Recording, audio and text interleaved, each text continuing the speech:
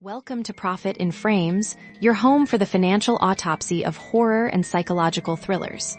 Tonight, we're dissecting another nightmare, carving into the movie budget, the box office numbers, and the shocking profit behind the fear.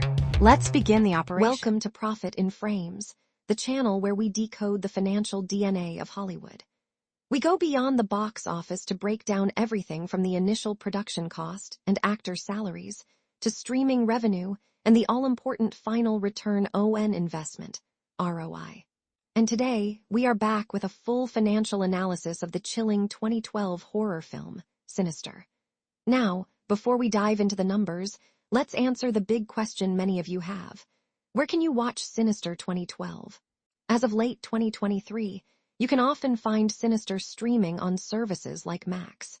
It is also widely available to rent or purchase on digital platforms such as Amazon Prime Video, Apple TV, and Vudu. So, if you're searching online for where can you watch Sinister 2012, those services are your best bet. Streaming availability can change by region, but now that you know where can you watch Sinister 2012, let's get into the budget. In the classic horror hit Sinister, starring the phenomenal Ethan Hawke as the driven true crime writer Ellison Oswalt, audiences experienced a landmark release from Blumhouse Productions that redefined fear for a generation.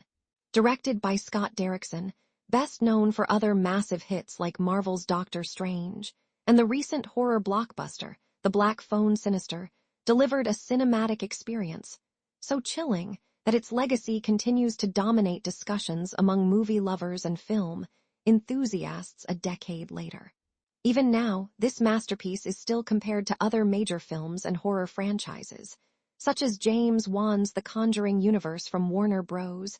And the found-footage Titan Paranormal Activity, showing its lasting impact on global cinema and streaming platforms like Netflix, HBO, and Amazon Prime. For many cinema fans, Sinister wasn't just another release. It became one of those all-time great movies, a true genre-defining classic that sits high on countless movie ranking lists. The film's simple yet terrifying premise is a masterclass in suspense. We follow Ethan Hawke's character, Ellison Oswalt, as he moves his unsuspecting family into a house with a dark past, all for the sake of his next bestseller. Co-starring Juliette Rylance as his concerned wife Tracy, and James Ransone as the helpful but unnerved deputy so-and-so. The cast creates a grounded, relatable core that makes the supernatural horror feel terrifyingly real. Derrickson, with his unique directorial vision, crafted Sinister to be more than just a series of jump scares. It's a slow-burn psychological thriller that builds an unbearable sense of dread. This approach made Sinister one of the most top-rated movies in its genre upon release, cementing its place as a fan-favorite movie and a bona fide box office hit. The film's success story is a testament to the power of original storytelling, proving you don't need a massive budget to create one of the most popular movies right now, even years after its debut. The conversation around Sinister never truly dies down, making it one of the most rewatchable movies for those who appreciate meticulously crafted horror. For dedicated movie fans, the deep dive into Sinister never ends. The film sparked countless movie fan theories across the internet, particularly concerning the lore of the pagan deity Bughole. A movie spoilers discussion is almost mandatory after a first viewing, as the film's shocking ending is one of the most talked-about twists in modern horror, leading to endless movie breakdowns and movie-explained videos online. This intense fan engagement with movies is what separates good films from timeless movies. Sinister generated numerous viral movie moments, with its disturbing Super 8 film sequences becoming some of the most iconic movie scenes in horror history. Clips of these scenes, especially the infamous lawnmower sequence, became viral movie clips, flooding social media with audience reactions and even inspiring movie memes.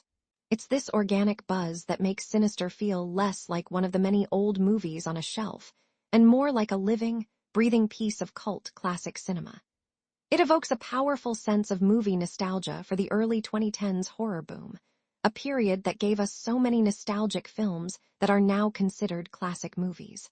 If you're looking for a film to discuss, theorize about, and rewatch, then the full experience of Sinister is a must. Many fans are still hoping to find a full movie screening in a local theater for a retro horror night, showcasing its enduring appeal. This constant online chatter and analysis solidify its status as a true Hollywood hit that transcends its original release, making it a must-watch movie for any serious cinephile. If you're a fan of trending movies or a lover of retro movies, Sinister is one of those rare films that satisfies both cravings.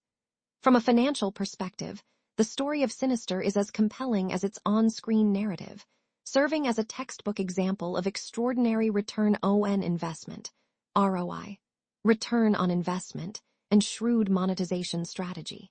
The film's reported production budget was a mere $3 million, an almost impossibly low figure for a wide-release film starring an A-list actor. This lean financial model is the cornerstone of Blumhouse Productions, minimizing financial risk while maximizing potential upside. When analyzing the film's initial prospects, any global gross forecast would have been cautiously optimistic at best, yet the movie shattered all expectations. A comparable analysis of operating expenses shows how the studio prioritized spending on atmosphere and talent over costly special effects, a decision that directly contributed to its stellar profitability metrics. The estimated cost analysis reveals that the bulk of the value was created not through cash, but through clever deal-making and a shared belief in the project's potential. The compensation structure for its star, Ethan Hawke, is a critical component of the film's financial success and a fascinating case study in talent acquisition. Instead of a massive upfront salary, which would have inflated the production budget significantly, Hawke opted for a deal with a substantial back-end percentage.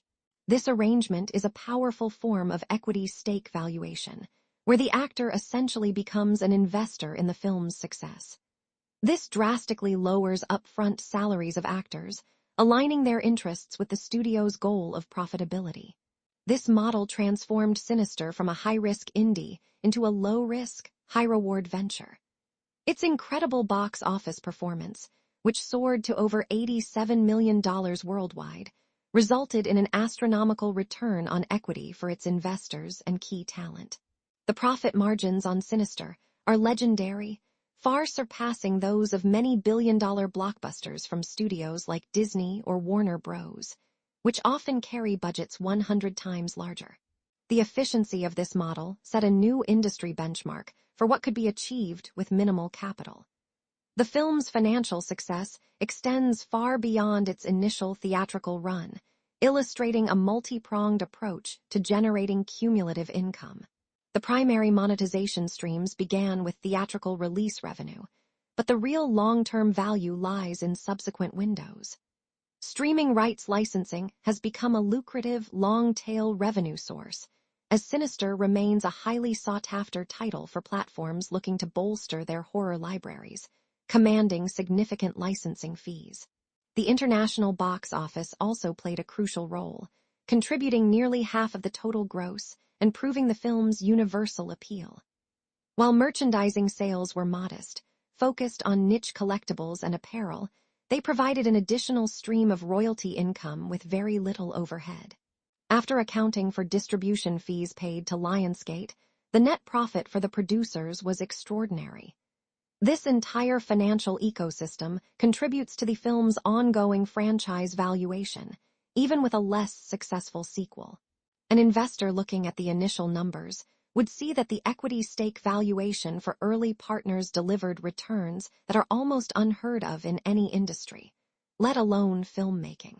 Ultimately, Sinister is a masterclass in modern film finance, demonstrating how strategic cost management and innovative deal structures can yield incredible returns and enhance shareholder value. The film's financial legacy is built on its remarkable advertising spend efficiency. A modest marketing budget was amplified by incredible word of mouth, turning a small horror film into a global phenomenon. Any updated global gross forecast for the IP's lifetime earnings must account for its evergreen status in the streaming world, which continues to generate revenue year after year. The cumulative earnings from all monetization streams have made Sinister one of the most profitable films of the 21st century on a percentage basis. For investors and studios, the key takeaway is that a strong concept, smart casting, and disciplined financial planning can create a powerful and enduringly profitable asset, where the initial equity stake valuation grows exponentially over time, solidifying its place as a legendary financial success story. The heart of what makes Sinister a true genre-defining classic lies not just in its terrifying premise, but in its perfectly calibrated cast, led by a tour de force performance from Ethan Hawke as the haunted true crime author, Ellison Oswalt.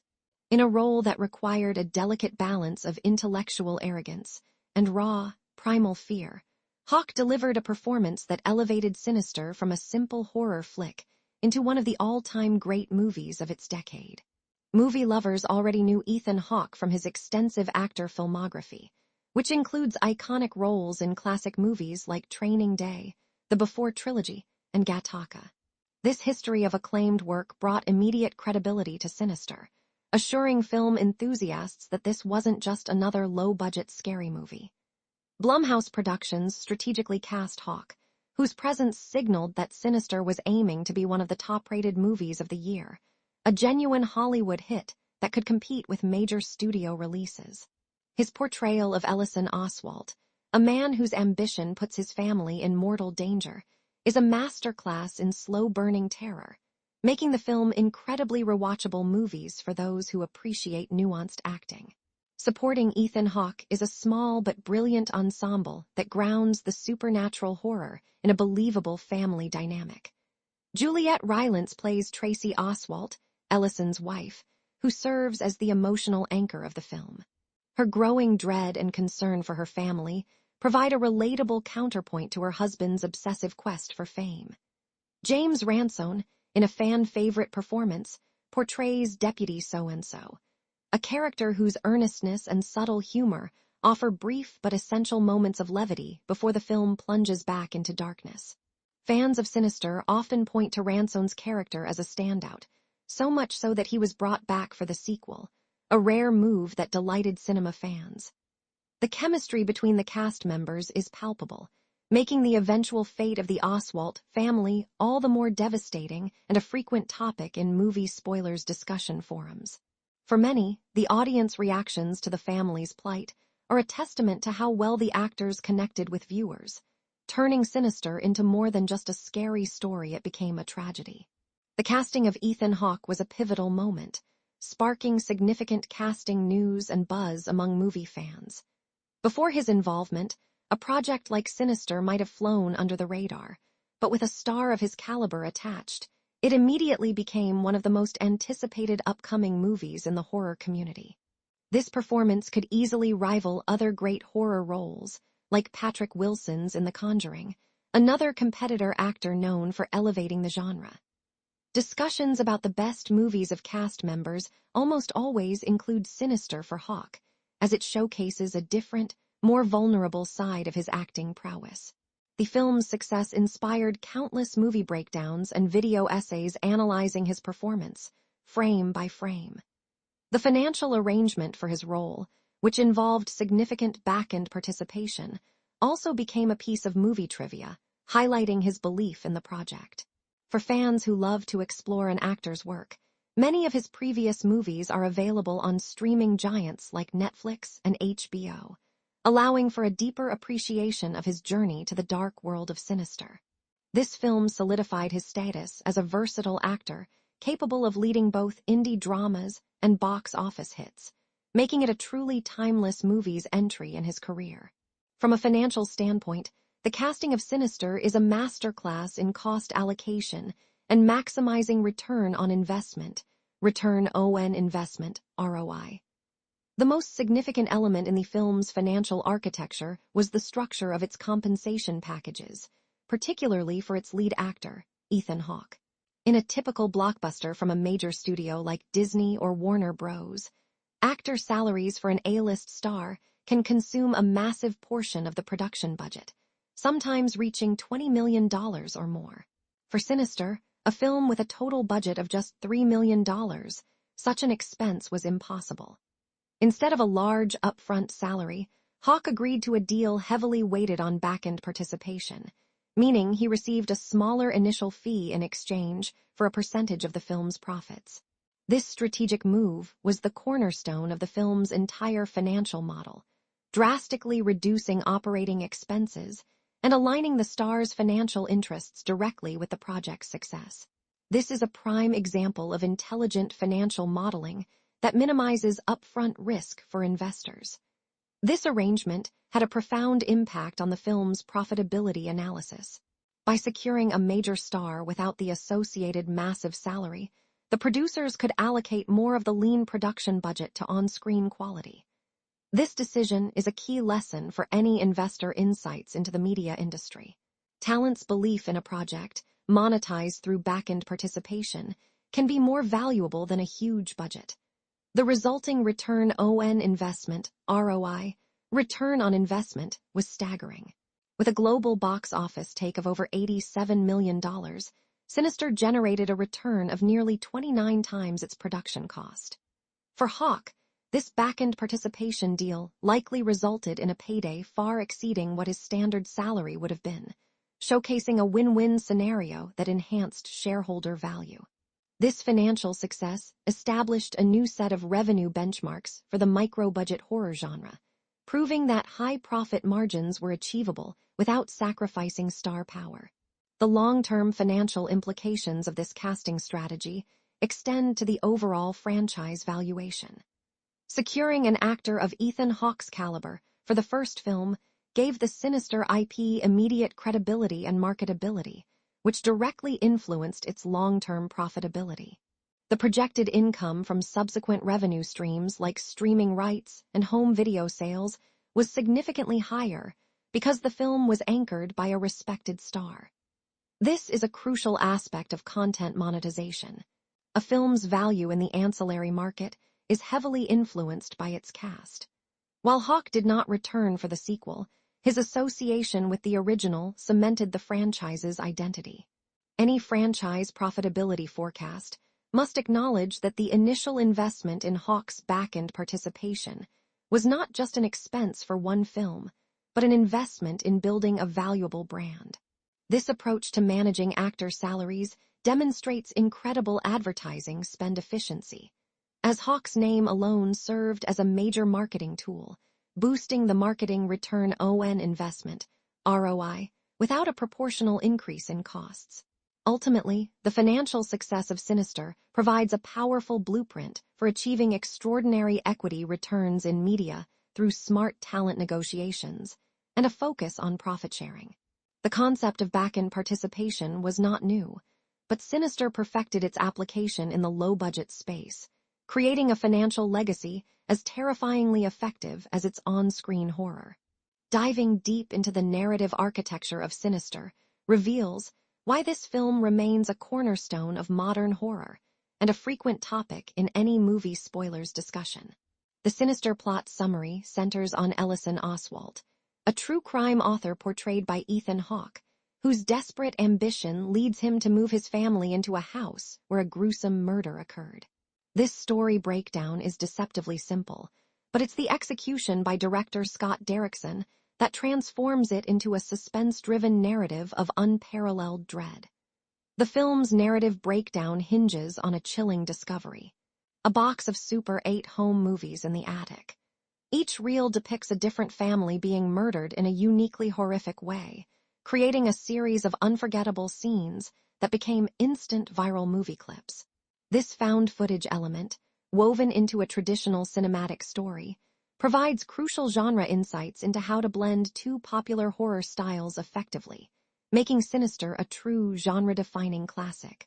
For movie lovers, the slow unraveling of the mystery through these tapes is a masterclass in story structure, building tension until the final, shocking reveal. The film's plot is frequently compared to other supernatural horror hit movies like The Conjuring and Insidious, and even psychological thrillers from major studios like Warner Bros. And Paramount. However, what sets Sinister apart is its relentlessly bleak tone and its now infamous twist ending. This is where the search for the Sinister ending explained becomes essential for any first-time viewer. In the climax, Ellison discovers that the murders are the work of a pagan deity, Bughul, who corrupts one child from each family, compelling them to murder their relatives and film the act. The real twist is that Ellison's realization comes too late. Despite his frantic attempt to escape, his daughter has already been chosen. The final, horrifying sequence shows her murdering her family, including Ellison, before being pulled into the film reel by Bughul. This gut-punch conclusion is one of the most talked-about endings in horror history, solidifying Sinister as a fan-favorite movie and a cult classic. The deliberate choice to have no sinister post-credit scene leaves the audience with a lingering sense of hopelessness, a bold move that fueled endless online discussions and audience reactions. This shocking finale is the engine for the incredible fan engagement with movies that surround Sinister. The internet exploded with Sinister fan theories attempting to explain the mythology of Bughul, the significance of the symbols, and whether any family had ever escaped. Unlike many blockbuster movies that offer clear resolutions, Sinister thrives on ambiguity, making it one of the most rewatchable movies for film enthusiasts looking to piece together clues. The movie themes of ambition versus family and the danger of observing evil are explored with devastating consequences, giving the screenplay analysis a rich depth often missing in the genre. While the film is a work of fiction and not inspired by true story, its realistic depiction of a family falling apart under supernatural pressure feels terrifyingly authentic.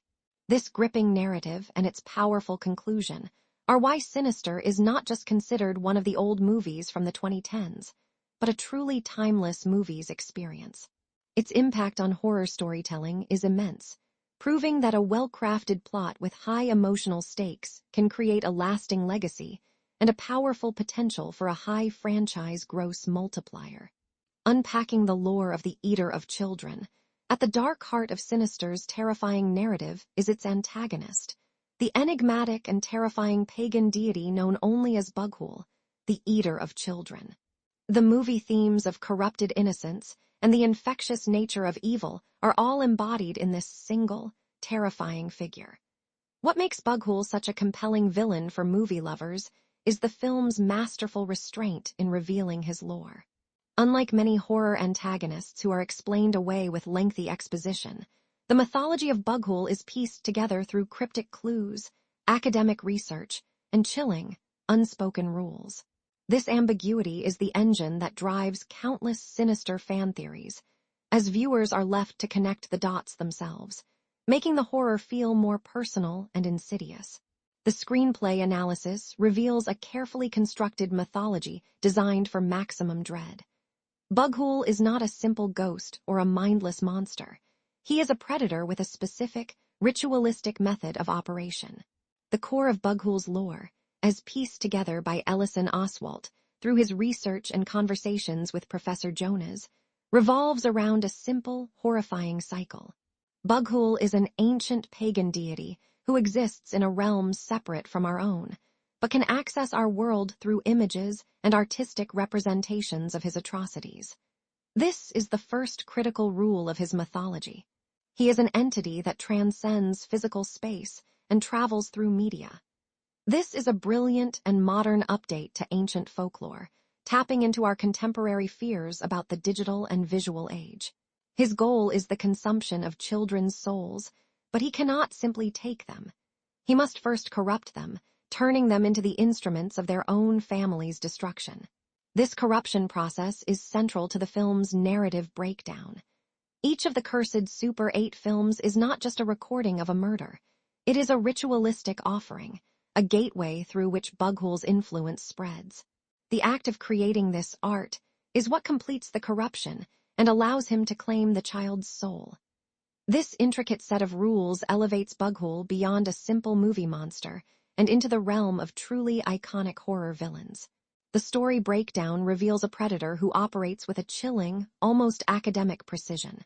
He doesn't possess the children in a traditional, violent way.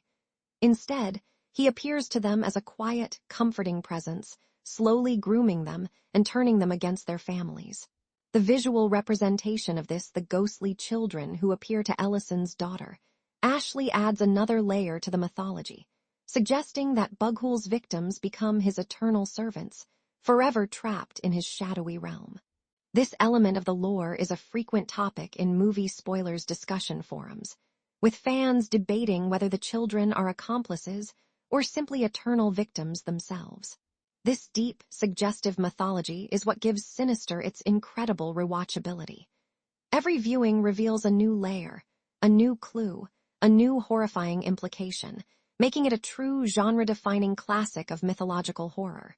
A detailed breakdown of the cursed home movies at the very core of what makes Sinister a genre-defining classic are the cursed Super 8 home movies. For movie lovers and film enthusiasts, these sequences are far more than simple viral movie clips. They are masterfully crafted short films of pure terror, each with its own story, aesthetic, and horrifying twist. A full movie breakdown of these tapes is essential to understanding the film's narrative and its chilling mythology. Each tape serves as a crucial plot point, a breadcrumb in Ellison Oswalt's descent into madness, and a key reason why the film is considered one of the most rewatchable movies in modern horror. Fans constantly revisit these scenes, searching for Easter eggs and clues that might further explain the mystery of Bughul, sparking endless fan theories and online discussions. The first tape Ellison watches, titled Family Hanging Out 11, begins innocently enough, a seemingly normal home movie. This is a brilliant piece of cinematic storytelling, lulling both Ellison and the audience into a false sense of security before the horrifying reveal. The sudden cut to the entire family hanging from a tree is one of the most shocking, iconic movie scenes of the decade. This tape establishes the brutal, ritualistic nature of the murders and immediately hooks the viewer. The second tape, Pool Party 66, is perhaps the most psychologically disturbing. The grainy, washed-out footage of a family enjoying a summer day is juxtaposed with the horrifying image of them tied to lounge chairs at the bottom of a pool. This sequence is a masterclass in atmospheric dread, with the muffled underwater sounds and the slow, inexorable nature of the deaths creating a profound sense of helplessness. This tape is often cited in movie reviews and reactions as the moment viewers realized Sinister was not a typical horror film, but something far more dark and nihilistic. The analysis continues with Barbecue 79, a tape that introduces a new level of brutality. The cheerful sounds of a family barbecue are horrifyingly interrupted as the footage reveals the family members being burned alive inside their car. This tape is crucial for the plot, as it is the first one where Ellison notices the haunting, pale face of Bughul in the background, a detail that shifts the investigation from a human serial killer to something supernatural. The most infamous tape, and the one responsible for countless sleepless nights, is Lawn Work 86. The scene, depicting a victim being run over by a lawnmower, is the film's most visceral and effective jump scare. Its raw, unflinching nature made it an instant viral movie moment, and a detailed breakdown of this scene is one of the most searched-for topics related to Sinister. Finally, Sleepy Time 98 shows a family having their throats slit in their beds. This tape is narratively significant as it's the one that reveals the killer is one of the family's own children, a devastating twist ending within the found footage itself. This discovery is a turning point for Ellison, confirming his worst fears and setting the stage for the film's tragic finale. Each of these tapes is a meticulously crafted piece of horror, designed to build upon the last, creating a cumulative effect of dread that is the true engine of Sinister's terror. This detailed story breakdown of the tapes provides the horrifying context needed for the ultimate ending explained of the main narrative. From a financial perspective, the plot of Sinister is a case study in budget efficiency and maximizing the risk-return ratio. The narratives design a single location setting with a small cast, and a mystery that unfolds through old film reels was instrumental in keeping the script development cost and overall production spending remarkably low. Unlike large-scale blockbusters, where the cost per scene can run into the millions due to CGI and complex action, Sinister's most effective scenes were conceptually terrifying, but cheap to produce. This represents a highly efficient capital allocation efficiency, where the story itself does the heavy lifting, not the budget. This lean approach directly led to its incredible profitability metrics and set a new standard for a positive story development return on investment, ROI. For investors, the screenplay's structure presented a low financial risk with an exceptionally high potential for reward, a rare and coveted combination in the film industry. The storytelling in Sinister was the primary driver of its massive franchise IP worth. The creation of a compelling villain, Bughole, and a repeatable formula. The Cursed films provided a built-in engine for sequels, immediately elevating the film's IP valuation. This narrative framework gave Sinister a very high sequel potential score, which is a critical factor in determining a property's franchise equity valuation.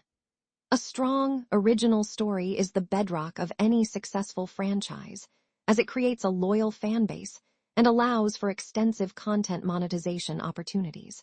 The franchise profitability based on story trends was clear. Audiences were hungry for high-concept, lore-rich horror. The film's shocking ending, while a creative risk, generated immense word-of-mouth marketing, which greatly improved the advertising spend efficiency. This organic buzz is a powerful financial multiplier, driving ticket sales and boosting the film's lifetime value, LTV, far beyond initial investor forecasts. The financial success of Sinister illustrates a masterful post-theatrical monetization strategy, all stemming from the power of its plot. The film's compelling mystery and terrifying conclusion made it a high-demand asset for ancillary revenue streams. The content licensing valuation for streaming platforms like Netflix was significantly higher because Sinister wasn't just another horror movie. It was a cultural event that viewers wanted to experience and re-experience. This creates strong long-tail revenue and high subscription revenue projections for any service that acquires it. Furthermore, the plot's iconic elements, like the Bughole symbol, opened doors for merchandising profitability, albeit on a smaller scale. Every aspect of the story was designed, intentionally or not, to maximize its cumulative revenue. This synergy between a powerful narrative and a robust financial plan is what elevates a film from a one-time hit to a long-term asset, ultimately enhancing shareholder value. The final franchise equity valuation of the Sinister IP is a direct result of a story that was not only scary, but also incredibly smart from a business perspective, setting a benchmark for how a gripping plot can achieve a phenomenal return on equity and a legendary franchise gross multiplier. Bughole as a financial asset, the value of original IP from a financial perspective.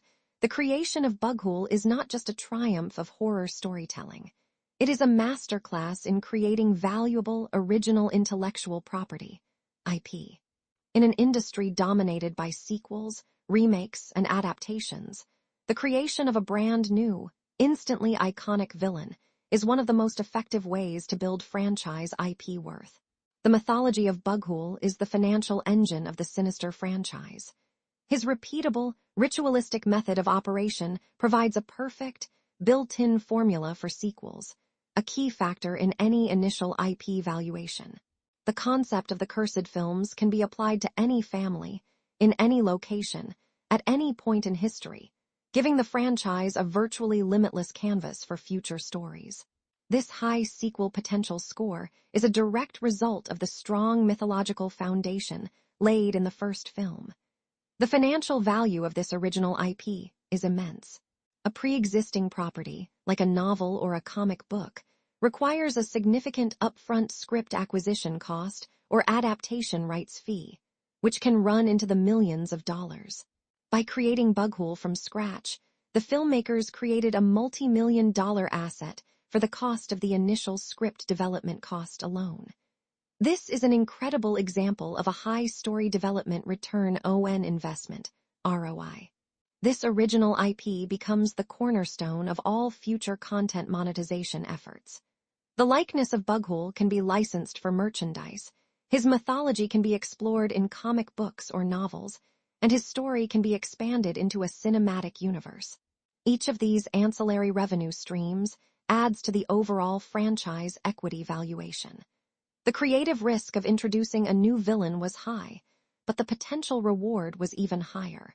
A successful new horror icon can become a cultural touchstone, generating revenue for decades. Think of Freddy Krueger, Jason Voorhees, or Michael Myers. These are not just characters, they are multi-billion-dollar brands. The mythology of Bughole was deliberately designed to have this kind of longevity. His ancient origins, his mysterious realm, and the army of ghostly children at his command all provide fertile ground for a universe expansion, which is the ultimate goal of any modern franchise IP worth strategy. The careful, ambiguous world building was not just a creative choice, it was a savvy financial one. It created a world that audiences wanted to see more of, transforming a simple horror movie into a valuable, expandable, and highly profitable piece of original intellectual property. When movie lovers discuss the art of fear, the conversation inevitably turns to the masterful cinematography of Sinister. This isn't a film that relies on blockbuster visuals or expensive, in-your-face CGI to terrify its audience. Instead, it achieves a level of profound, lingering dread through its brilliant and deliberate visual style, a masterclass in psychological horror that has cemented its place as a fan-favorite movie. The genius of the film's cinematography, guided by director of photography Chris Noor, is its duality. The primary narrative, which follows Ethan Hawke's character in his modern-day investigation, is shot with a clean, crisp, digital aesthetic. This grounded reality makes the eventual intrusion of the supernatural all the more violating. For film enthusiasts, a deep dive into the behind-the-scenes process reveals a meticulous approach to cinematic storytelling. But the true dark heart of Sinister, the element that created its most memorable scenes, is the found footage. The discovered Super 8 film reels are a triumph of film aesthetics, a perfect recreation of decaying, cursed media. This stark contrast between the sterile present and the haunted, grainy past is a cornerstone of the film's cinematic excellence. The power of the visual effects in Sinister lies in their chilling subtlety. Any search for a CGI breakdown of the film reveals a surprisingly minimal footprint. The terror is almost entirely practical and atmospheric. The VFX scenes are not about grand spectacle, but about insidious suggestion. The demonic entity Bughole is rarely seen in full, often appearing as a ghostly face in the deep shadows of the home movies or as a fleeting figure in a reflection. This restraint is a masterstroke of horror direction, proving that what is merely glimpsed is far more terrifying than what is fully revealed. The film's most talked-about sequence, the infamous lawnmower scene, is a perfect example. It's a single, perfectly timed jump scare that relies on shocking content and sound design, not complex visual effects, to become one of the most iconic horror moments of the 21st century. The production design and choice of filming locations further amplify this claustrophobic horror, turning a single suburban house into a suffocating character of its own. The camera gear was specifically chosen to enhance this dual reality, using modern digital cameras for the main story and authentic Super 8 cameras to shoot the disturbing murder films. This commitment to a tactile, practical visual style is why the cinematography of Sinister is so frequently studied and admired. It's a powerful reminder that the most effective horror is born from clever design and masterful suspense, not a massive budget for visual effects. From an investor's perspective, the visual strategy of Sinister is a landmark case study in financial efficiency, perfectly illustrating the concept of return on investment, ROI, versus visual complexity. The film's VFX budget was virtually non-existent, estimated to be well under 1% of the total production budget of $3 million. While a major blockbuster might spend over $100 million on visual effects alone, Sinister achieved a more potent level of terror for a microscopic fraction of that cost. The estimated CGI cost per minute for the film is negligible, as the horror is generated through practical means. This demonstrates an incredible capital allocation efficiency, proving that in the horror genre, a high financial return is not correlated with high visual complexity. This approach kept the post-production spending to an absolute minimum, ensuring the film was profitable almost from the moment it was conceived. This is the financial genius of the Blumhouse model, controlling operating costs to guarantee extraordinary profit margins. This lean approach to visuals was the primary driver of the film's incredible financial success and its massive cumulative earnings. The initial high return on investment, a staggering 29x the production budget from the theatrical run alone, was made possible by the low initial spend on visuals. But the real story is how this efficiency paid off over the long term. Because the film was so profitable from day one, every subsequent revenue stream contributed to its immense cumulative earnings. Theatrical ticket sales were just the beginning. The film went on to become a perennial favorite on streaming and home video, with its low-cost base ensuring that every licensing deal and digital rental added directly to the bottom line. This is where the brilliance of the return on investment, ROI, versus visual complexity strategy becomes clear. A VFX-heavy blockbuster needs to earn hundreds of millions just to break even. Sinister was in profit by its first Saturday. This meant its journey to generating massive cumulative earnings started years ahead of its more expensive competitors. The film's visual strategy wasn't about being cheap. It was a deliberate financial decision to maximize profitability by focusing on a core principle.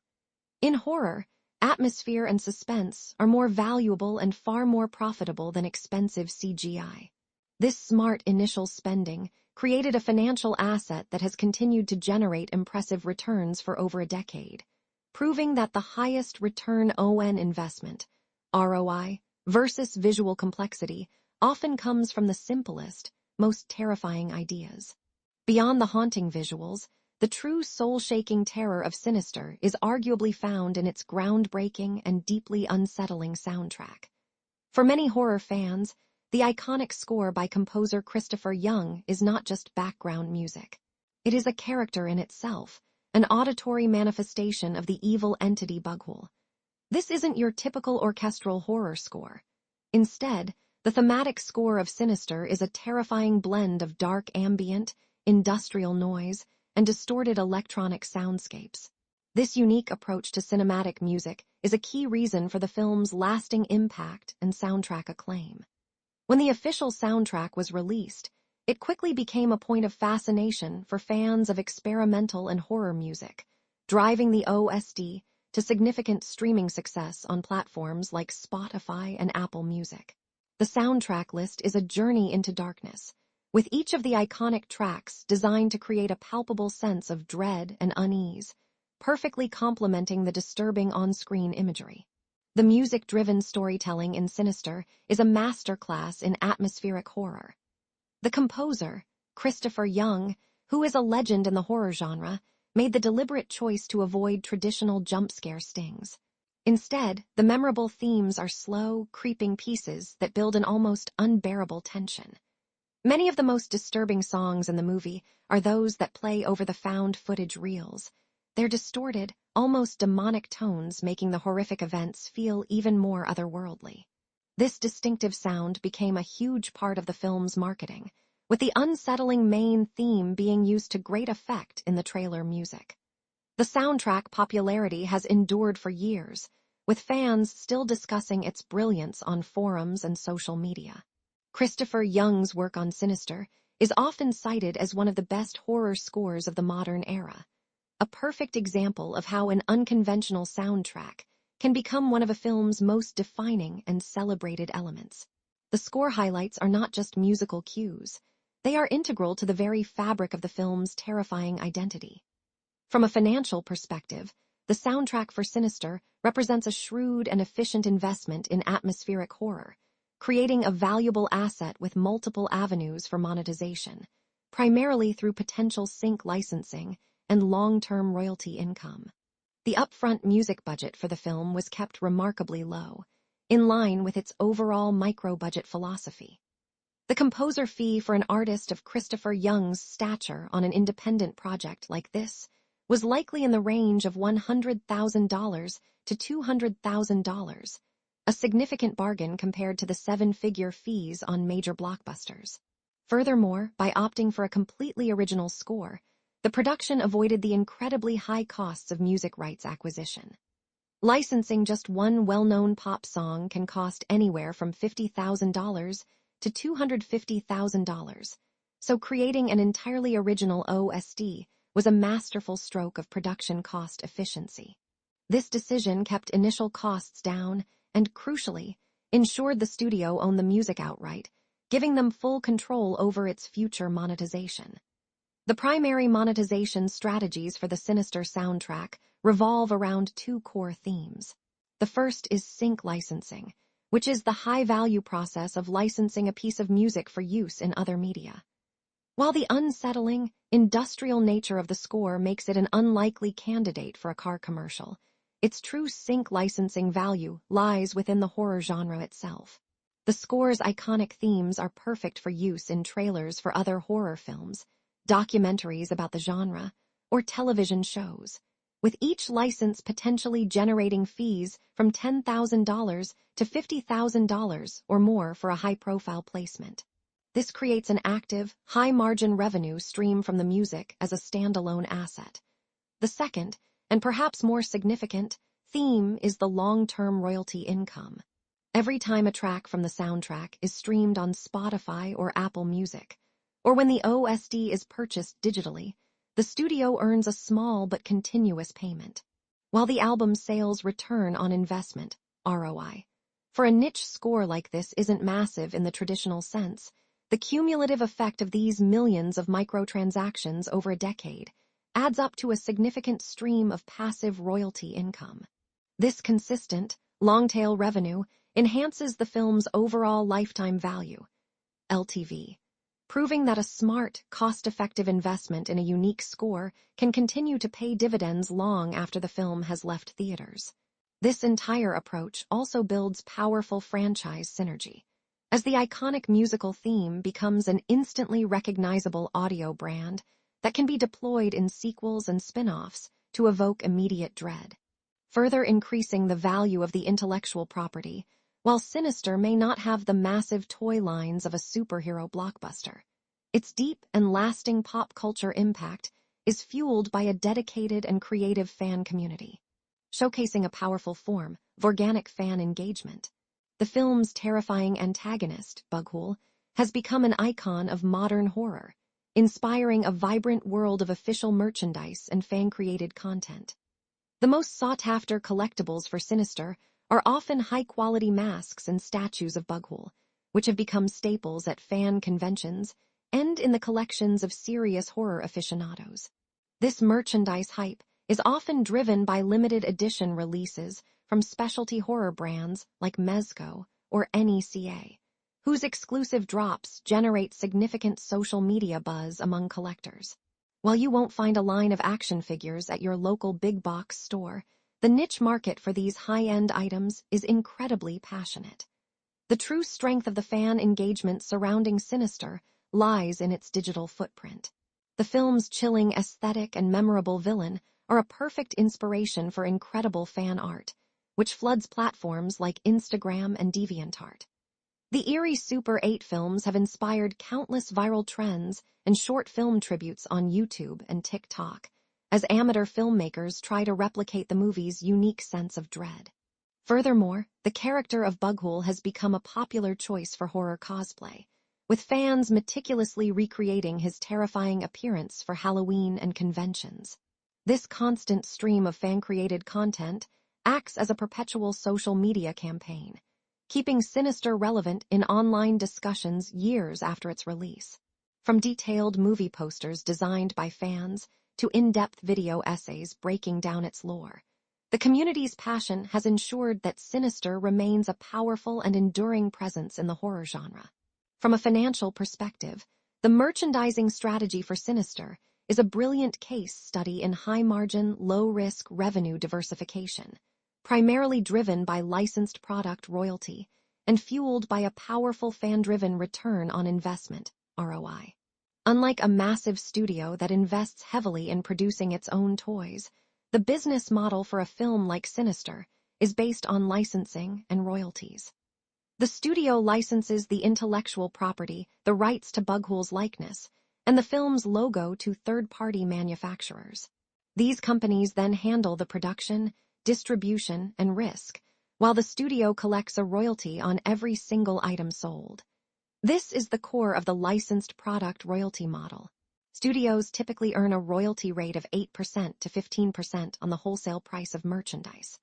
While the total branded toy revenue for a niche horror film won't reach the nine-figure sums of a Star Wars movie, it can still generate an estimated $1 million to $5 million in high margin, passive income for the studio with almost zero upfront investment. This entire financial ecosystem is powered by a potent fan-driven return on investment, ROI. The organic passion of the fan base acts as a free, incredibly effective marketing engine. When fans create viral videos, share incredible fan art, or showcase their cosplay, they are generating millions of dollars in unpaid media value, which directly fuels interest in the official merchandise. This is the definition of fan-driven return on investment, ROI. Every piece of fan content is an advertisement that costs the studio nothing, but drives tangible sales. The studio's primary job is simply to approve high-quality products and ensure strong retail partnerships with specialty online retailers and horror-focused brands. This strategy is further enhanced by opportunities for cross-brand monetization. A partnership with a collectible company like Funko for a Pop, vinyl figure, or with a high-end statue maker creates new revenue streams and expands the brand's reach. Ultimately, the success of Sinister's merchandising proves that a studio doesn't need a billion-dollar box office to have a profitable licensing program. By leveraging a powerful licensed product royalty model and harnessing the immense power of fan-driven return on investment, ROI, even a niche horror film can create a valuable and enduring revenue stream. The official trailer for Sinister dropping with teaser release moments that sparked massive fan buzz set the stage for a premiere event rivaling any competitor's press tour excitement, while the social media campaign built theatrical release hype across the globe. The marketing for Sinister was a masterclass in leveraging a single, terrifying concept. The campaign's genius was its focus on the creepy Super 8 film reels, showcasing just enough of the disturbing imagery to create a powerful sense of mystery and dread. The first teaser release was a viral sensation, with reaction videos flooding YouTube as viewers were captivated and horrified by the grainy, lo-fi aesthetic of the found footage. This initial wave of organic excitement was amplified by a series of chilling TV spots that aired in the weeks leading up to the theatrical release, each one revealing another sliver of the terrifying story. Unlike a massive blockbuster that relies on a months-long press tour with its A-list stars, the marketing for Sinister was far more grassroots, driven by a savvy social media campaign and positive word-of-mouth from early festival screenings. The studio knew its audience, targeting horror communities and influencers to build authentic, trailer hype and release excitement. The premiere event itself was a more intimate affair, designed to generate buzz among horror critics and tastemakers. The campaign culminated in a perfectly timed worldwide release in October, capitalizing on the Halloween season to maximum effect. Years after its initial run, the conversation around Sinister continues, with fans eagerly awaiting its next streaming debut on platforms like Max or Peacock, proving the lasting power of a well-executed and terrifying marketing strategy that perfectly understood its audience. From a financial perspective, the marketing and distribution of Sinister is a fascinating case study where the marketing investment dwarfed the production cost, a common practice for wide-release films. The film's success was powered by a significant P&A budget, which stands for prints and advertising. While the movie was made for just $3 million, the estimated **P and A budget ** to support its ** worldwide release was likely in the range of *25 million to $30 million **. This budget covered all media buying costs, from digital ads to the chilling TV spots that were crucial to its campaign. This massive spend was essential to compete in the crowded marketplace and ensure the film had a strong opening weekend, which is critical for its overall financial success and is the ultimate test of its marketing spend-return on investment, ROI. The primary goal of this large P&A budget was to maximize the film's theatrical gross, which is where the marketing spend-return on investment, ROI, is most clearly calculated. After the film grossed an impressive $7 million worldwide, the financial picture becomes clearer. First, the distributor, Lionsgate, would take its distribution fees, typically around 30% of the studio's gross revenue. Then comes the theatrical revenue split, where the box office receipts are divided roughly 50-50 between the studio and the movie theaters. This means the studio's take-home from the box office was approximately $44 million. When you compare this to the combined production and P&A budget of around $33 million, the film was already profitable from its theatrical run alone. Key stat: with a total investment of roughly $33 M and a theatrical return of $44 M, the initial marketing spend return on investment, ROI, was approximately 1.3x before any ancillary revenue. While this may seem modest, the real value is unlocked in post-theatrical windows. The film's box office success allowed the studio to secure lucrative streaming licensing deals, where platforms like Netflix or Max would pay a premium to host the popular horror title. This long tail of revenue is what truly supercharges the final marketing spend-return on investment, ROI, turning a solid theatrical performer into an incredibly profitable long-term asset and a triumph of efficient, targeted marketing. Fans of Insidious's genre-defining twists and The Conjuring's heart-pounding scares will find Sinister bridges both worlds delivering terrifying storytelling moments that rival franchise-level hits now streaming on Max and other platforms. When you compare with other films in the modern horror landscape, Sinister holds a unique and revered position. It belongs in the esteemed category of top films in genre, specifically the supernatural horror subgenre that dominated the 2010s. Its most direct genre rivals are undoubtedly the films from James Wan's universe. While The Conjuring focuses on demonic possession and real-world case files, Sinister carves its own niche with a blend of haunted house tropes, a chilling central mystery, and its now iconic use of found footage, home movies. This unique combination of styles is what makes it a standout among its peers and a perennial fan favorite. In terms of franchise comparisons, Sinister is often mentioned in the same breath as Paranormal Activity, another Blumhouse production that redefined low-budget horror. Both films prove that a simple, terrifying concept can be far more effective than a massive budget. The box office competition for Sinister during its 2012 release was stiff, facing off against major titles like Taken 2 and even another horror sequel, Paranormal Activity 4. Yet, Sinister successfully found its audience, proving its story was compelling enough to stand out in a crowded market. For viewers looking for similar movies, recommendations often include The Ring, for its cursed media concept, and Hereditary, for its slow-burn descent into family-centric horror. Ultimately, Sinister has earned its place not just as a great horror movie, but as a benchmark against which other supernatural thrillers are measured. A psychological breakdown of the Sinister trailer, the official trailer for Sinister, is a masterwork of horror marketing, a perfectly calibrated 2.5-minute nightmare designed to generate maximum fan buzz and sell a terrifying promise to its audience. A shot-by-shot movie breakdown of the trailer reveals a sophisticated understanding of psychological suspense and modern marketing hooks. The teaser release didn't rely on cheap jump scares or gore. Instead, it established an almost unbearable sense of dread, a strategy that immediately set it apart from its box office competition. The trailer opens with a seemingly idyllic family scene, a classic horror trope that establishes a baseline of normalcy, making the subsequent terror all the more violating. It quickly introduces our protagonist, Ellison Oswalt, and his central motivation. He's a true crime writer who has moved his family into a murder house. This immediately establishes the high stakes and the character's fatal flaw: his ambition. The true genius of the movie trailer, however, is the introduction of the Super 8 film projector.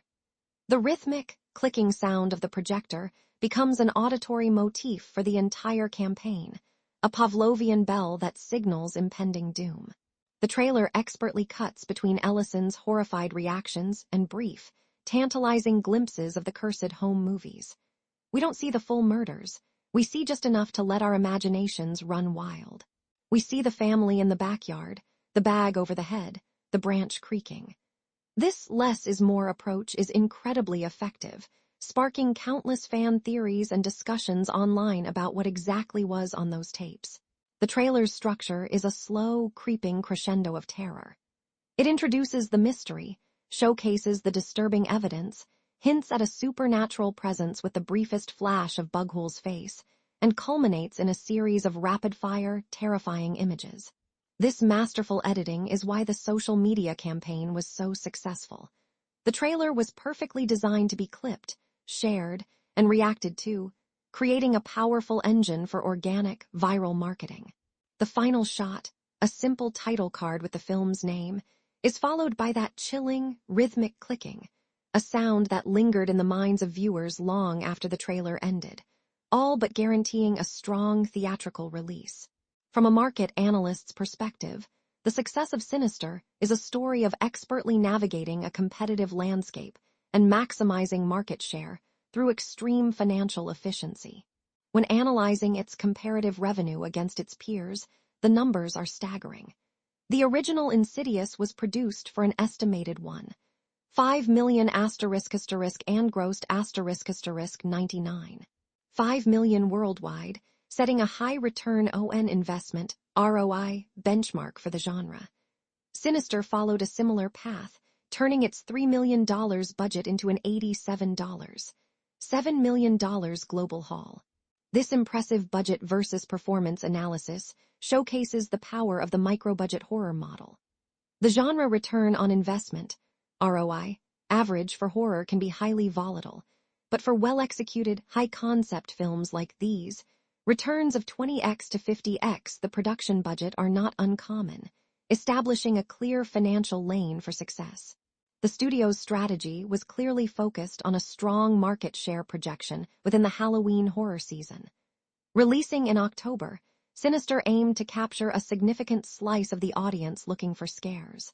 However, this also meant facing a high saturation risk assessment. With Paranormal Activity 4 releasing in the same month, there was a significant risk of the two horror films cannibalizing each other's audience. The key to Sinister's success was differentiation. Its marketing focused on a more traditional, story-driven horror experience compared to the established found-footage formula of its competitor. This allowed it to achieve its market share projection by appealing to a slightly different segment of the horror audience. Key stat: with a domestic opening of $18 million, Sinister successfully captured an estimated 30–40% of the core horror audience market share in its first week, despite direct competition. This masterful counter-programming and product differentiation resulted in an exceptional risk-adjusted return on investment, ROI. While the market was crowded, the film's unique appeal and incredible financial efficiency mitigated the competitive risks, making it one of the most profitable horror investments of the decade and a textbook example of a successful saturation risk assessment. From a financial perspective, a film's trailer is its single most important marketing asset, and the official trailer for Sinister is a case study in maximizing marketing, spend return on investment, ROI. The creation of a high-quality trailer is a significant part of the P&A budget, often costing anywhere from $500,000 to over $2 million for editing, sound design, and securing music rights. However, the return on this specific investment can be astronomical. The Sinister trailer was not just an advertisement. It was a highly efficient conversion tool designed to turn viewer curiosity into ticket sales, the ultimate goal of any marketing campaign. Its success can be measured by its ability to drive a high theatrical return on investment, ROI, on a relatively modest marketing spend.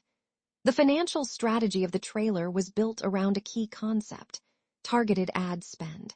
The studio knew that the trailer's slow burn, psychological horror would appeal most to a discerning horror audience. Therefore, the media buying costs were likely focused on digital platforms like YouTube and horror-centric websites, where the media buying CPM, cost per 1,000 impressions, would be most efficient. Instead of a broad, expensive television campaign aimed at a general audience, they focused their resources on reaching the people most likely to become evangelists for the film. This targeted approach is a hallmark of a smart P&A budget strategy, as it minimizes wasted ad spend and maximizes the impact on the core demographic. The trailer's effectiveness had a direct impact on the film's financial success. A compelling trailer can dramatically increase a film's opening weekend tracking, which in turn influences the number of screens a film is given, directly affecting its profit margin per screen. The viral buzz generated by the Sinister trailer created a sense of urgency, an event status that is crucial for a strong opening. Key stat: a highly effective trailer that goes viral can increase a film's opening weekend box office by an estimated 15–25% beyond initial tracking projections. This is a massive return on the initial trailer production cost. The trailer for Sinister perfectly sold the film's unique, terrifying premise, differentiating it from its competitors and convincing audiences that this was a horror film they needed to see in a theater. It was a perfectly executed piece of marketing that laid the foundation for the film's incredible marketing, spend return on investment, ROI, and its long-term success as a horror franchise. From meme references of its most iconic scene to viral fan clips that sparked massive social media reactions, Sinister's cultural impact rivals any competitor's pop culture influence, creating fan engagement that lives on through TikTok clips and Reddit theories. The legacy of Sinister extends far beyond its box office numbers. It has embedded itself into the very fabric of internet horror culture. One of the film's most significant contributions to internet trends is its status as the scariest movie ever made, according to a 2020 scientific study that measured audience heart rates. This single piece of trivia became a viral moment in itself, generating countless articles, videos, and discussions, and introducing the film to a whole new generation of horror fans. This is a perfect example of powerful, fan-driven content that keeps the movie in the conversation. The film is also a treasure trove of fun facts and Easter eggs. The chilling pagan symbol for the demon bughole has become an instantly recognizable icon in the horror community, often appearing in tattoos, artwork, and meme references. The disturbing Super 8 home movies, particularly the infamous lawnmower scene, have become some of the most shared viral fan clips in the genre, with fan reactions and challenge videos still appearing on YouTube and TikTok. This constant stream of social media reactions ensures that Sinister remains a trending topic every Halloween season. Furthermore, the ambiguous nature of Bughole's mythology has fueled endless Reddit theories about his origins and the full extent of his influence, showcasing the deep level of fan engagement the film inspires. These iconic moments and the community built around them are a testament to the enduring pop culture influence of Sinister. From a financial strategist's perspective, the cultural footprint of Sinister is not just a social phenomenon. It's a powerful engine for long-term value creation, driven by an incredible viral marketing return on investment, ROI, and a significant CPM uplift from engagement. The most potent example is the Science of Scare study that crowned the film the scariest of all time.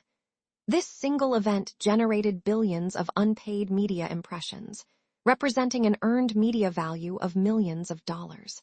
This is the very definition of viral marketing return on investment, ROI. An external, organic event that acts as a massive, free advertising campaign, driving a new wave of streaming rentals and purchases years after the film's initial release. This revenue boost from cultural traction is a dream scenario for any investor, as it increases the asset's value with zero additional marketing spend. This high level of organic buzz also creates a notable CPM uplift from engagement for any content related to the film. YouTube channels and social media pages that discuss Sinister see higher engagement rates, which makes their content more valuable to advertisers. This translates to a social media CPM uplift, where ad rates are higher because the audience is more passionate and engaged. Key stat: content associated with a viral, culturally relevant film can see a CPM uplift from engagement of 15–25% compared to generic movie content. This elevated status also increases the film's IP licensing premium. A culturally iconic property like Sinister can command higher fees for merchandise and other licensing deals because the brand awareness is already so high. Blue-chip brands in the horror space might pay a significant brand partnership value for a collaboration with a film that has this level of proven cultural dominance. Ultimately, the viral marketing return on investment, ROI, generated by its scariest movie, status, and the continuous CPM uplift from engagement from its passionate fanbase have transformed Sinister from a simple horror film into an enduring, high-margin financial asset with a powerful and self-sustaining marketing engine. While Sinister may not have pursued major Oscars nominations, its journey through festivals and its strong reception from critics and fans alike generated significant awards buzz within the horror community, cementing its status as one of the top-rated movies of its year. The film's premiere at SXSW was a major success, with early critic reviews praising its terrifying atmosphere and unique concept, immediately positioning it as a must-watch film for genre enthusiasts. This initial wave of positive press was crucial in building momentum for its theatrical release. Upon its debut, Sinister earned a solid Rotten Tomatoes score for a horror film, with many critics highlighting Ethan Hawke's compelling performance and the film's relentlessly scary tone. This level of critical acclaim is rare for the genre and helped the film cross over to a wider audience. Beyond the critics, the audience scores for Sinister were equally impressive. Glowing audience ratings on platforms like IMDb and Letterboxd were a testament to the film's effectiveness, with viewers heralding it as one of the scariest movies they had ever seen. This strong word of mouth was more valuable than any formal award, turning the film into a bona fide hit. While it didn't receive Golden Globe wins, Sinister did receive several nominations and awards from genre-specific bodies like the Fangoria Chainsaw Awards and Fright Meter Awards, which are highly respected honors within the horror community. These film festival highlights and genre awards served as a powerful endorsement, solidifying the film's reputation and ensuring its legacy as a modern horror classic. From a financial standpoint, the critical success of Sinister served as a powerful return on investment, ROI, multiplier, significantly enhancing the film's value and long-term profitability far beyond its initial box office run. While Blumhouse did not likely invest in a major award campaign cost, which for a major Oscar campaign can range from $5 million to over $15 million, the organic positive reviews functioned as a free, high-impact marketing tool. Strong critical praise acts as a critical acclaim multiplier, which has a direct and measurable impact on a film's financial performance. For Sinister, this meant a longer and more successful theatrical run, as positive reviews encouraged hesitant viewers to buy a ticket. This initial award-driven revenue is just the beginning of the financial benefits. The true power of the critical acclaim multiplier is seen in a film's post-theatrical life. A well-regarded film can command prestige pricing in the marketplace. This means the studio can negotiate more lucrative streaming monetization deals, as a critically acclaimed horror film is a more valuable and marketable asset for a platform like Netflix or Max than a poorly reviewed one. This directly leads to a higher streaming royalty bump and a better return on investment. Key stat: critically acclaimed genre films can see an estimated 20–30% increase in their licensing value for streaming rights compared to poorly reviewed competitors. This long-term financial benefit is the essence of the return on investment, ROI, multiplier. The initial investment in a quality story and strong performances, which leads to critical praise, doesn't just pay off at the box office. It multiplies the value of the asset across every subsequent revenue window. The positive reviews for Sinister were not just good press. They were a financial accelerant, a powerful critical acclaim multiplier that continues to enhance the film's lifetime value, LTV, and overall profitability to this day. As Sinister cements its film legacy with franchise potential that rivals any competitor's universe expansion, fans continue to speculate on sequels and spin-off ideas, while the director's next projects and upcoming movies hint at a thrilling future. The enduring cinematic impact of Sinister cannot be overstated. It not only launched a sequel, but also helped solidify the micro-budget horror model that has dominated the genre for the last decade. The lore of the demon Bughole and his cursed home movies provides a rich foundation for a potential universe expansion, and there is constant fan anticipation for a new installment. Fans on forums and social media frequently share rumored plotlines for a third film or explore intriguing spin-off ideas, such as a prequel that delves into Bughole's ancient origins or a story following Deputy So-and-so as he investigates another cursed family. This passionate discussion speaks to the immense franchise potential that still exists within the world of Sinister. While a direct sequel, Sinister 2, was released in 2015, many fans feel there is more story to tell. A potential franchise roadmap could easily include a streaming series on a platform like Max, exploring a different cursed artifact for each episode. The director's next projects, particularly Scott Derrickson's return to horror with the smash hit The Black Phone, have only fueled the desire to see him revisit the world of Sinister.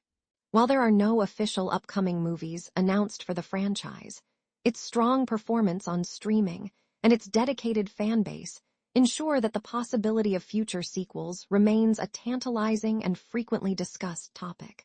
The film legacy of Sinister is secure, not just as a terrifying standalone film, but as a potential horror universe waiting to be fully explored. In the final investor summary, the legacy of Sinister is a masterclass in long-term profitability and asset value, best understood through a cumulative yield analysis and the power of the return on investment, ROI, multiplier. The IP lifecycle value for a top-tier horror franchise like this could be estimated in the range of $100 million to $200 million, considering all revenue streams.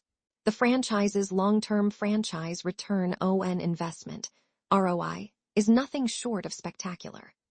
The first film, made for $3 million, has generated an estimated $100 million in total revenue to date across all windows. The sequel, made for $10 million, added another $60 million to the pot. This brings the total franchise revenue to approximately $150 million on a combined $13 million investment, representing a franchise-wide return on investment, ROI, of over 11x. This impressive figure is the result of a powerful return on investment, ROI multiplier effect, where the success of the first film acted as a multiplier on all subsequent earnings. The final cumulative yield analysis reveals the true financial power of the Sinister IP. This analysis goes beyond the box office to include all legacy revenue streams, DVD and Blu-ray sales, digital rentals and purchases, and most importantly, lucrative streaming licensing deals that continue to generate income to this day. Key stat: a top-tier horror franchise can see its streaming and home video revenue match or even exceed its original theatrical gross over a 10-year period. This is the return on investment, ROI, multiplier in action. Every new deal is a multiplier on the original, low-cost investment. While there is always a sequel investment risk, as seen with the lower returns of the second film, the overall franchise lifecycle profitability remains incredibly high. The initial film was so profitable that it could financially support a less successful sequel and still result in a massive overall return for investors. This comprehensive cumulative yield analysis proves that Sinister is not just a great horror film. It's a premier financial asset, a perfect example of how a low-risk, high-concept idea can become a powerful return on investment, ROI, multiplier, and a long-term profit engine for a studio. The Blumhouse Revolution. How a new model changed horror forever. To fully understand the monumental success of Sinister, one must first understand the revolutionary production philosophy that gave it life. The Blumhouse Model. Long before Sinister terrified audiences, Jason Blum, the visionary producer and founder of Blumhouse Productions, pioneered a disruptive approach to filmmaking that would permanently alter the landscape of horror movies. This wasn't just a new way to make films. It was a new way to think about the relationship between creativity, risk, and reward. For movie lovers who witnessed the horror genre stagnate under the weight of bloated budgets and predictable sequels in the early 2000s, the arrival of Blumhouse felt like a seismic shift. The company's philosophy was deceptively simple. Give talented, often unproven, filmmakers complete creative freedom in exchange for their commitment to a brutally efficient, micro-budget production. This model first struck gold with the 2007 phenomenon Paranormal Activity, a film famously made for a mere $15,000 that went on to gross nearly $200 million worldwide. That film wasn't just a hit. It was a proof of concept that sent shockwaves through the industry, proving that a compelling, terrifying idea was infinitely more valuable than a 9-figure budget. The Blumhouse model became the new gold standard for independent horror, and Sinister stands as one of its most perfect and polished achievements. When director Scott Derrickson, a talented filmmaker who had previously worked within the traditional studio system, was given the opportunity to make Sinister under the Blumhouse banner, he was handed the keys to the kingdom, with one crucial caveat. He had to do it for just $3 million. This constraint, however, was not a limitation but a liberation. It forced a focus on the core elements of horror, a gripping story, masterful suspense, and a genuinely terrifying villain. This approach is the heart of the filmmaking model that Jason Blum perfected. It strips away the excess, the expensive CGI, the sprawling locations, the massive ensemble casts, and doubles down on what truly matters. For film enthusiasts, the result is a purer, more potent form of horror. Films like Sinister, and later, Jordan Peele's masterpiece Get Out, are celebrated not just for being scary, but for being intelligent, character-driven stories that trust the audience. This commitment to artistic integrity, born from financial necessity, is what distinguishes a Blumhouse production from its competitors. The legacy of this filmmaking model is undeniable.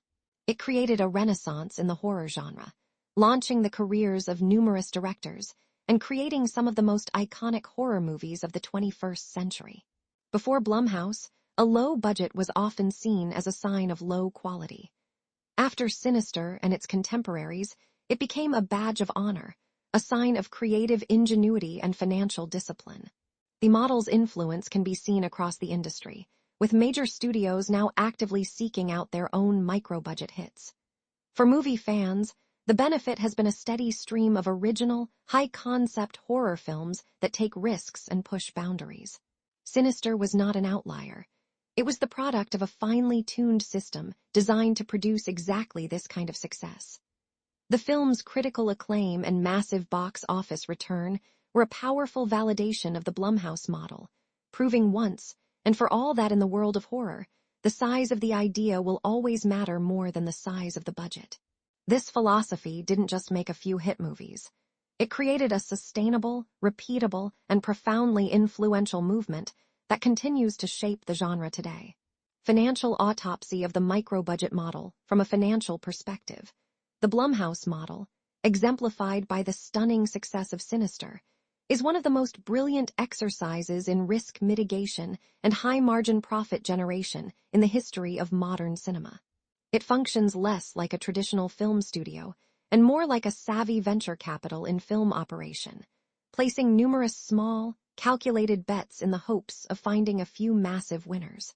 The entire financial architecture is built on the principle of low overhead.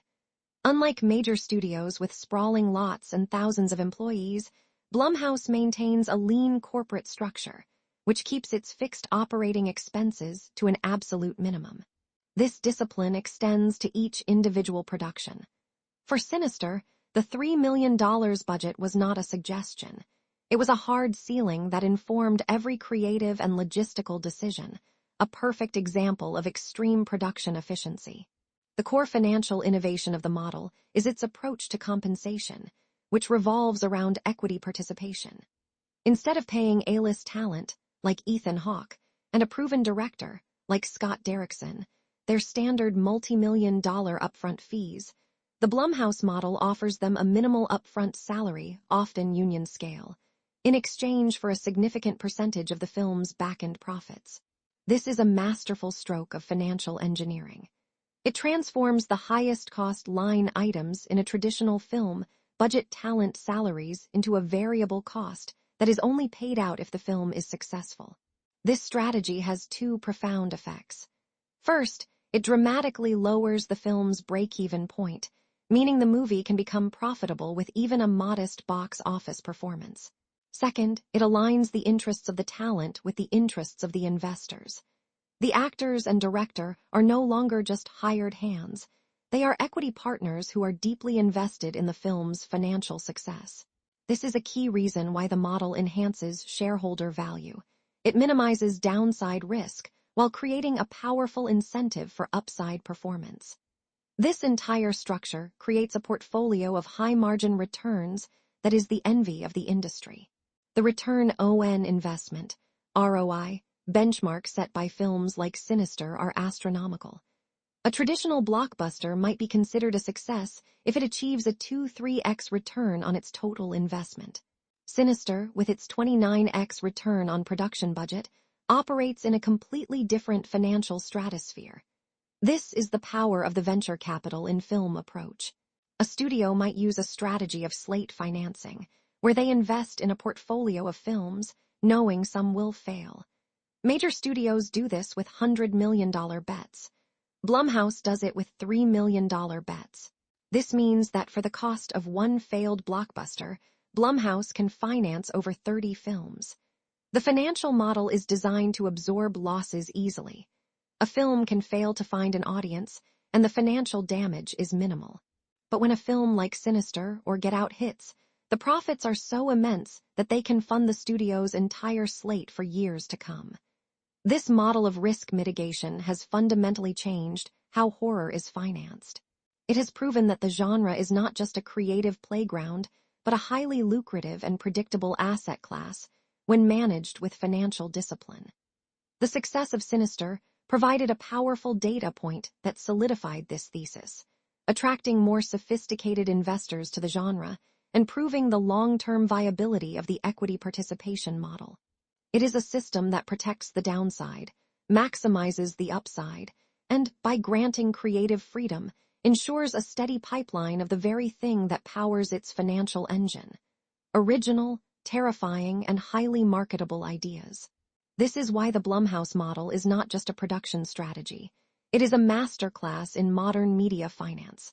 The heart rate study: how science crowned Sinister the scariest movie ever. Years after its initial release, Sinister was unexpectedly thrust back into the global spotlight, not by a sequel or a remake, but by a scientific experiment. In 2020, a project called the Science of Scare Project, conducted by the UK-based company Broadband Choices, set out to answer a question that has long fascinated movie lovers. What is, objectively, the scariest movie of all time? Their methodology was unique. Instead of relying on subjective opinions or critic reviews, they gathered a group of 50 participants and had them watch over 100 hours of the most acclaimed horror movies. Throughout the viewings, each participant was fitted with a heart rate monitor to track their physiological reactions. The study measured two key metrics: the average resting heart rate versus the average heart rate during the film, and the spikes in heart rate BPM caused by specific jump scares. The film that caused the highest sustained heart rate and the biggest spikes would be crowned the scientific champion of fear. When the results were published, the horror community was electrified. The winner, beating out modern classics like Insidious and The Conjuring, as well as timeless masterpieces like The Exorcist and Alien, was Scott Derrickson's Sinister. According to the Broadband Choices study, the average resting heart rate of participants was 65 beats per minute. While watching Sinister, that average elevated to a staggering 86 BPM, a 32% increase, the highest of any film in the study. The data provided a scientific validation of what fans had been saying for years. The film's relentless, atmospheric dread creates a sustained and profound sense of terror. It wasn't just about the jump scares. The study proved that the film's oppressive tone and disturbing imagery had a measurable, prolonged physical effect on the audience. The highest heart rate spike in the entire study, a terrifying jump to 131 BPM, was also recorded during one of Sinister's infamous scenes. This scientific coronation became a massive cultural event. The results were published in major news outlets around the world, from Forbes to the NME. The headline "Science Proves Sinister is the Scariest Movie Ever" was an irresistible piece of clickbait that generated a tidal wave of articles, blog posts, and YouTube videos. For fans of Sinister, it was a moment of vindication. For those who had never seen the film, it was an irresistible challenge. The study effectively dared a new generation of viewers to test their own courage against the scientifically proven Scariest movie. This single piece of trivia became the film's new, unofficial marketing campaign, a powerful and endlessly repeatable hook that cemented its legacy and ensured its place at the very top of every Scariest movies list for years to come. The Science of Scare project didn't just give Sinister a fun fact. It gave it a permanent, scientifically backed claim to the throne of horror. The creative potential of a streaming universe, while the film legacy of Sinister is secure with its 2 theatrical entries, the true franchise potential of its chilling mythology may lie in the world of streaming. A hypothetical limited series, perhaps titled Sinister. The tapes, and developed for a platform like Max or Shudder, offers the most exciting path for a true universe expansion. This format would allow the creators to move beyond the single-family structure of the films and adopt an anthology-style approach, a perfect fit for the lore. Each episode could focus on one of the cursed home movies, providing a detailed, hour-long story breakdown of a different family's tragic encounter with Bughole. This would transform the brief, terrifying clips from the original film into fully realized, character-driven horror stories. Fans have endless spin-off ideas, and this format would be the perfect way to explore them, showing the events leading up to the murders and the subtle, insidious process of Bughole's corruption. This franchise roadmap would not only satisfy existing fans, but also attract a new audience. An anthology series could explore different time periods, from the 1960s setting of Pool Party 66 to a modern-day story involving a cursed digital file. This would keep the format fresh and allow for a diverse range of horror styles, from slow-burn psychological tension to more visceral terror. The central mystery could revolve around a recurring character, perhaps a paranormal investigator or a historian who, like Ellison Oswalt, discovers the pattern and attempts to stop the cycle. This creates a compelling throughline for the entire season, building towards a climactic confrontation. This approach to sequels and franchise potential is perfectly suited for the streaming era, offering the kind of deep, mythological dive that audiences crave and solidifying the cinematic impact of Sinister for a new generation. From a financial perspective, the Science of Scare project was the single greatest marketing event in the history of Sinister, a multi-million-dollar gift that cost the studio absolutely nothing. This is the holy grail of modern marketing. Earned media value. Earned media versus paid media is a core marketing concept. Paid media is advertising you buy, like a TV spot. Earned media is publicity you get for free, like a news article written about you. The Broadband Choices study generated an almost incalculable amount of earned media value for Sinister. Every news article, every YouTube video, every tweet that mentioned the study was, in effect, a free advertisement for the film. If the studio had tried to buy that level of global media exposure, the cost would have run into the tens of millions of dollars. This is the very definition of a perfect viral marketing return on investment, ROI. A $0 investment that yielded a return equivalent to a major global marketing campaign. The immediate financial impact was a massive surge in the film's long-tail revenue streams. Long-tail revenue refers to the income an asset generates years after its initial release. In the week following the study's publication, digital rental and purchase numbers for Sinister skyrocketed on platforms like Amazon Prime Video and Apple TV. The film shot to the top of the horror charts on virtually every streaming service. This is a direct, measurable financial return from the viral buzz. It proves how a powerful cultural moment can reactivate a dormant asset and generate a significant new wave of income. This event fundamentally increased the film's content lifecycle value, extending its profitable lifespan by years, if not decades. For investors, this is an incredibly valuable phenomenon, as it demonstrates that an asset's value is not just tied to its initial performance, but can be dramatically enhanced by unpredictable, external cultural events. This viral event also provided a significant brand equity lift for the Sinister IP. Brand equity is the intangible value a brand holds in the minds of consumers. Before the study, Sinister was a well-respected, successful horror film.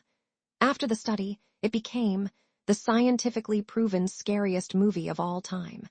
This new, powerful brand identity makes the entire IP more valuable. It increases the potential for IP licensing premium, as merchandise partners are more willing to pay for a license that comes with such a powerful marketing hook. It also makes any future sequels or spin-offs easier to market. The tagline for a potential Sinister 3 almost writes itself. From the creators of the scientifically proven scariest movie ever made. This viral marketing return on investment, ROI, therefore extends far beyond immediate sales. It becomes a permanent enhancement of the asset's long-term financial value. A perfect example of how cultural impact and long-tail monetization are inextricably linked. If you survived this financial autopsy, slash that like button and subscribe to Profit in Frames for more dissections of the horror genre's most profitable monsters. What scary movie should we put on the operating table next? Let us know your victim in the comments below.